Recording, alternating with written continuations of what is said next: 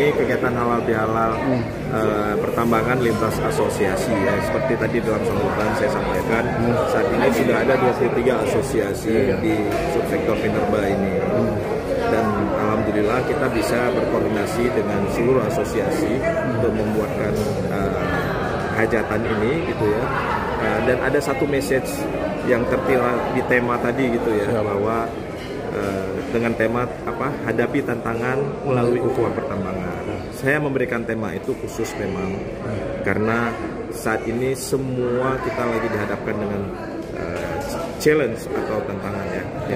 Persoalan-persoalan begitu banyak, baik yang berasal dari luar negeri khususnya dengan adanya konstelasi perubahan konstelasi dari geopolitik dan geoekonomi, tensi perang di beberapa spot di dunia seperti di Ukraina, di Asia, potensi perang di Asia Timur, di Timur Tengah dan lain sebagainya. Yang kedua, bioekonomi, tarif yang baru diterapkan sebenarnya dalam salah satu diskusi outlook dari kami, saya sendiri waktu ketua umum Perapi ya, pernah menyampaikan di satu sesi bersama Pak Juanan di Pertabi Session bahwa pada saat itu bulan Januari ya, ini akan terjadi pergeseran rantai pasok yang luar biasa karena tarif ini bukan hanya dikenakan kepada pada saat itu negara-negara seperti China, Meksiko, dan Kanada sebagai target awal.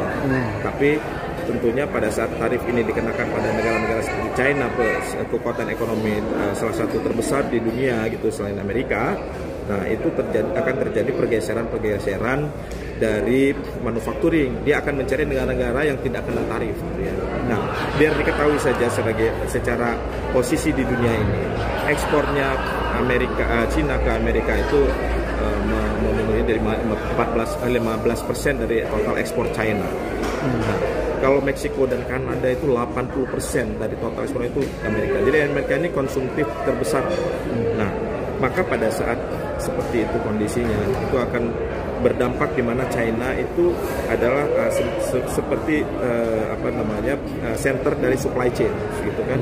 Nah, produk-produk nikel atau apa dari Indonesia barang setengah jadi masa sana nanti jadi manufacturing, lalu produk akhir yang diekspor kemana-mana. Dengan seperti itu dampaknya bukan hanya ke China, akan lari ke seluruh dunia ya. Amerika lari ke seluruh dunia, mau Eropa dan sebagainya. Ditambah lagi dengan perlambatan ekonomi yang terjadi secara global.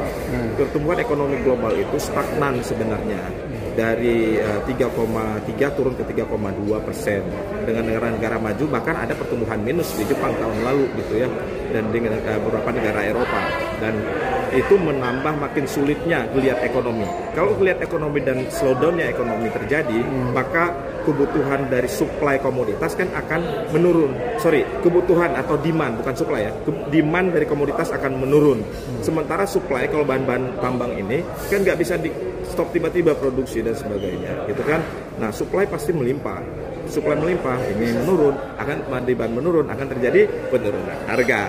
Penurunan harga, misalnya batu bara, dia energi ya. Batu bara itu masih menjadi energi yang masih dominan di dunia, walaupun kita sudah punya banyak negara punya NDC ya, target dari masing-masing untuk penurunan emisi gas karbonnya. Tetapi nah, batu bara ini dengan perlambatan ekonomi, maka putaran ekonomi ini kan butuh energi di pabrik, di ini, di itu dan sebagainya. Nah, dengan seperti itu, nah perlambatan ini juga akan mengurangi permintaan energi, dan khususnya itu nanti akan lari kepada penurunan harga batu bara karena supply-nya masih tetap. Nah, nikel juga kita sedang oversupply sebenarnya. Kapasitas Indonesia saat ini hampir 350 juta ton ore feed dari pabrik. Itu setara dengan 2,5 sampai dengan 3 juta ton nikel ekivalen. Nah, dari angka tersebut itu sudah bisa memenuhi seluruh kebutuhan baja dunia sebesar 66 juta ton baja stainless steel ya, baja ini maksudnya stainless steel ya. Nah, maka ada 30% dari produk nikel lainnya itu untuk ke proses dari piro yang bukan produk stainless gitu ya, tapi itu juga masih kita lihat ada sedikit pergeseran supply, masih over gitu ya. Nah, maka yang harus dilakukan Indonesia, kita harus mengendalikan supply kita untuk mencari titik yang optimal ya, mencari titik optimal supaya harga ini bisa kita pertahankan dalam harga yang ekonomis buat pembangunan, baik dari sisi pengusaha, buat pemerintah juga masih bisa mendapatkan royalti dan lain sebagainya gitu. Nah, kaitan dengan beberapa tantangan lainnya di dalam negeri misalnya adanya kebijakan kenaikan royalti tadi disampaikan gitu ya. Negara kita memang butuh kok, tetapi kita tadi Pak Dirjen juga menyampaikan kita akan cari titik yang tepat lah. Pengusaha ini nggak boleh mati. Kalau pengusaha mati terjadi pengangguran, terjadi hal-hal yang lebih buruk lagi, makanya harus dioptimalkan gitu ya. Dari sisi royalti, baik dari sisi juga kewajiban tambahan, misalnya meningkatnya operasional cost dengan adanya kebijakan B40 misalnya, atau ada kewajiban untuk penahanan devisa hasil ekspor misalnya. Tambah lagi isu-isu lingkungan yang masih menjadi persoalan, khususnya di nikel, itu bayar-bayar mewajibkan adanya standarisasi ESG. Nah, alhamdulillah kami di salah satu dari asosiasi, kebetulan saya sendiri di Perhapi, Wakil Ketua Umum, kami sedang menyusun standar ESG Indonesia untuk nikel. Nah, kami nanti akan menggandeng APNI untuk